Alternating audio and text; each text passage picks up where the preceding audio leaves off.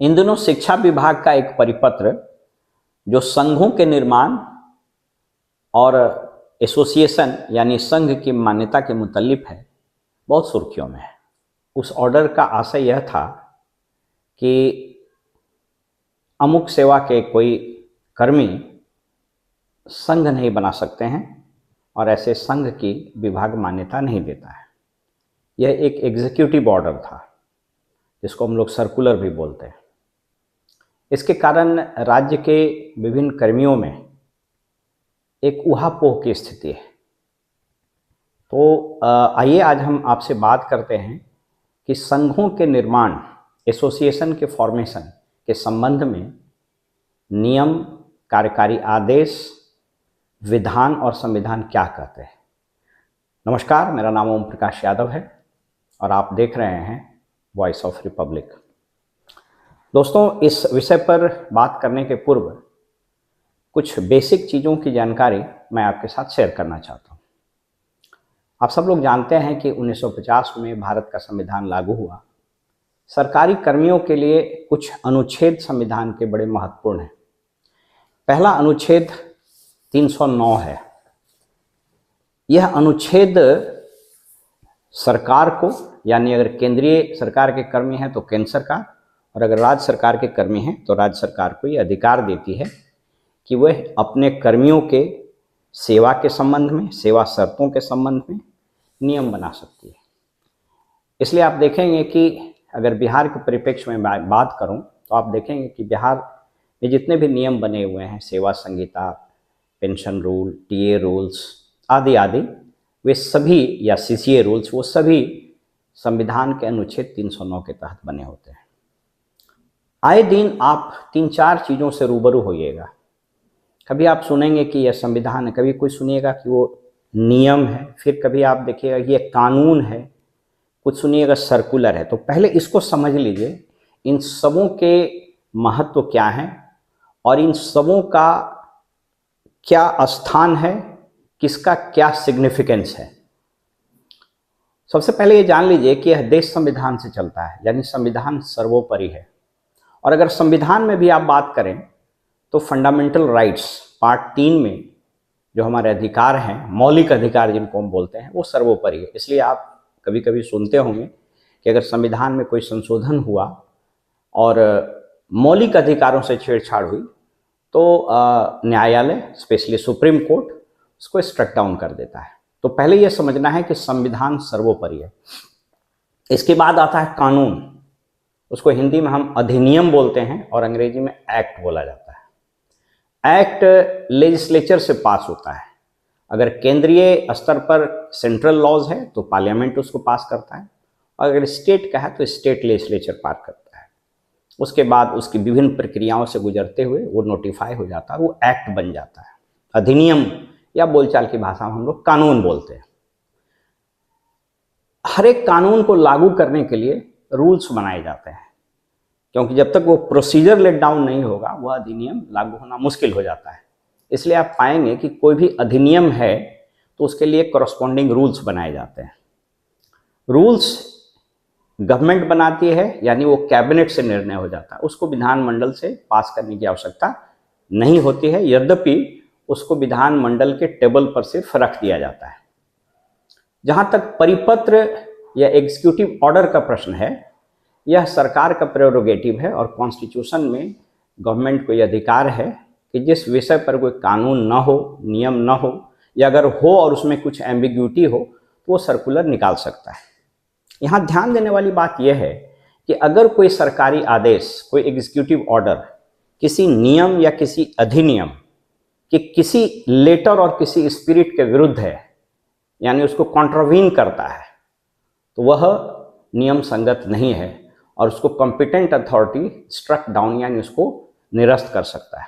ठीक उसी प्रकार नियम के अगर कोई प्रावधान कॉरस्पॉन्डिंग अधिनियम यानी एक्ट से विपरीत हो तो उसको स्ट्रक डाउन किया जा सकता है, वो वैध नहीं होता है।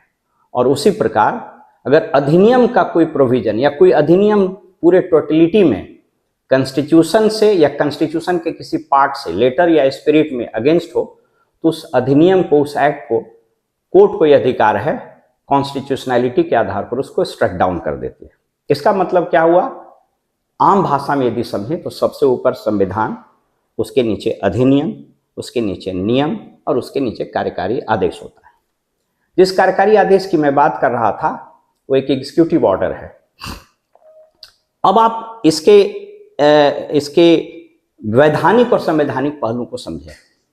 संविधान के अनुच्छेद 19 फंडामेंटल राइट्स, अनुच्छेद 19 क्लाउज 1 का सी, ये प्रत्येक नागरिक को अधिकार देता है। अगर मैं इसको पढ़ूं तो आर्टिकल 19 कहता है protection of certain rights regarding freedom of speech etcetera. Clause 1, all citizen shall have the right, C में है, टू फॉर्म एसोसिएशन और यूनियंस और कोऑपरेटिव सोसाइटी। यानी इस देश के प्रत्येक नागरिक को एसोसिएशन यानी संघ, यूनियन या कोऑपरेटिव सोसाइटी बनाने का अधिकार, ये फंडामेंटल राइट्स है। गवर्नमेंट सर्वेंट भी नागरिक ही होते हैं, तो स्वाभाविक रूप से गवर्नमेंट सर्वेंट को भी एसोसिएशन बनाने का अधिकार है। अब संविधान के अनुच्छेद 309 के तहत ही बिहार सरकार ने एक नियम बनाया है, उसको बोलते हैं government servant conduct rules 1976, Bihar सरकारी सेवक आचार नियमावली 1976। इसके पहले जो नियम था उसका नाम था बिहार सरकारी सेवक आचार नियमावली 1956। तो हुआ ये कि उस नियम में यानी 56 वाले रूल में एक प्रावधान किया गया था, और वो प्रावधान ये था, उसमें लिखा हुआ था रूल 4A में वो लिखा हुआ था कि सरकारी सेवक वह स्ट्राइक नहीं कर सकते हैं। ये बिल्कुल स्पष्ट कर दिया था। उसमें लिखा हुआ था कि आप, नियम 4A में, कि गवर्नमेंट सर्वेंट कंडक्ट रूल्स 1956 कहता था कि किसी प्रकार के डेमोन्स्ट्रेशन या हड़ताल आप नहीं कर सकते हैं। इसको लेकर के कुछ लोगों ने हाई कोर्ट में रिट फाइल किया, तो पटना हाई कोर्ट में एक आदेश पारित हुआ और पटना हाई कोर्ट ने उसको कहा कि नहीं, ठीक है, सरकार ने जो नियम बनाया है तो मतलब उसको स्ट्रक डाउन नहीं किया। उसके अगेंस्ट पिटिशनर ने सुप्रीम कोर्ट का दरवाजा खटखटाया और सुप्रीम कोर्ट में यह मामला गया, और सुप्रीम कोर्ट ने एक न्याय निर्णय किया 62 में, yes, Kameshwar Prasad and others versus state of Bihar. बेशक ये फंडामेंटल राइट है गवर्नमेंट सर्वेंट का, वो एसोसिएशन बना सकता है, और यद्यपि हड़ताल करना फंडामेंटल राइट नहीं। ये एक चीज याद रखिए, संघ बनाना आपका मूल अधिकार है, लेकिन वो हड़ताल करना, डेमोन्स्ट्रेशन करना, वो मूलभूत अधिकार नहीं है। लेकिन सुप्रीम कोर्ट ने ये कहा कि चूंकि freedom of speech and expression है, इसलिए एक ब्लैंकेट बैन कोई नियम नहीं लगा सकता है कि आप कर ही नहीं सकते हैं। संविधान में इसके कुछ रिस्ट्रिक्शन दिए हुए हैं। जैसे आप इसको यूं समझें कि अगर freedom of speech and expression आपका मौलिक अधिकार है, तो अपने इस अधिकार के एक्सरसाइज में आप ऐसा कोई काम नहीं कर सकते हैं कि दूसरे का freedom of speech and expression बाधित हो जाए। तो उसमें सर्टेन रिस्ट्रिक्शंस लगाए गए हैं। तो सुप्रीम कोर्ट ने अपने इस आदेश में कहा कि सरकार का यह नियम 56 का ये क्लाउज जो है 4A, ये सही नहीं है, और उसको स्ट्रक डाउन कर दिया। कहा कि यद्यपि यह मूलभूत अधिकार नहीं है, लेकिन फिर भी ये ब्लैंकेट बैन नहीं किया जा सकता है, क्योंकि उसको यह अधिकार तो है कि वो freedom of speech and expression और एसोसिएशन बना सकता है। इसके बाद राज्य सरकार ने 76 में दूसरी नियम लाए। मोटे तौर पर वही प्रोविजन था, लेकिन उसको उस हद तक अमेंड कर दिया, और इसलिए अभी जो अस्तित्व में है बिहार सरकारी सेवक आचार नियमावली 1976। उसके नियम 7 और 8 को अगर आप पढ़ें, मैं आपके सामने पढ़ देता हूं। नियम 7 कहता है सरकारी सेवकों का संघ एसोसिएशन में शामिल होना। इसको ध्यान से देखिएगा। कहता है कि कोई सरकारी सेवक ऐसे किसी संघ में शामिल न होगा या उसका सदस्य न रहेगा जिसके उद्देश्य या क्रियाकलाप भारत की सार्वभौमिकता, अखंडता अथवा लोक व्यवस्था या नैतिकता के हितों के प्रतिकूल हो। यानी कोई भी एसोसिएशन का सदस्य कोई देश की एकता और अखंडता या लोक प्रशांति को भंग करने में शामिल नहीं होगा। तो स्वाभाविक रूप से इसका मतलब ये हुआ कि एसोसिएशन वो बना सकता है, लेकिन वैसे एसोसिएशन का सदस्य नहीं रह सकता है जो ऐसे क्रियाकलाप में जिसमें देश की एकता और अखंडता पर खतरा हो। तो इसका मोटे तौर पर अधिकार यह हुआ कि यह नियम भी लोक सेवकों को संघ बनाने और उसके सदस्य बनने का अधिकार देता है। इसी के संबंध में एक और नियमावली का उल्लेख करना हम चाहेंगे। बिहार सरकार ने ही उस 56 के रूल के करस्पॉन्डिंग एक नियम बनाया था कि जो एसोसिएशन है उसकी मान्यता कैसे दी जाएगी। तो उस नियम का नाम था बिहार सरकारी सेवक सेवा संघ की मान्यता नियमावली 1962। तो चूंकि 60 तो चूंकि 62 में सुप्रीम कोर्ट ने स्ट्रक डाउन कर दिया गया था, इसलिए इसी नियम को बाद में उसका ईयर चेंज कर दिया गया और अब यह बिहार सरकारी सेवक सेवा संघ की मान्यता नियमावली 76 के नाम से जानी जाती है। तो अब इसको थोड़ा सा हम और आपको स्पष्ट कर दें।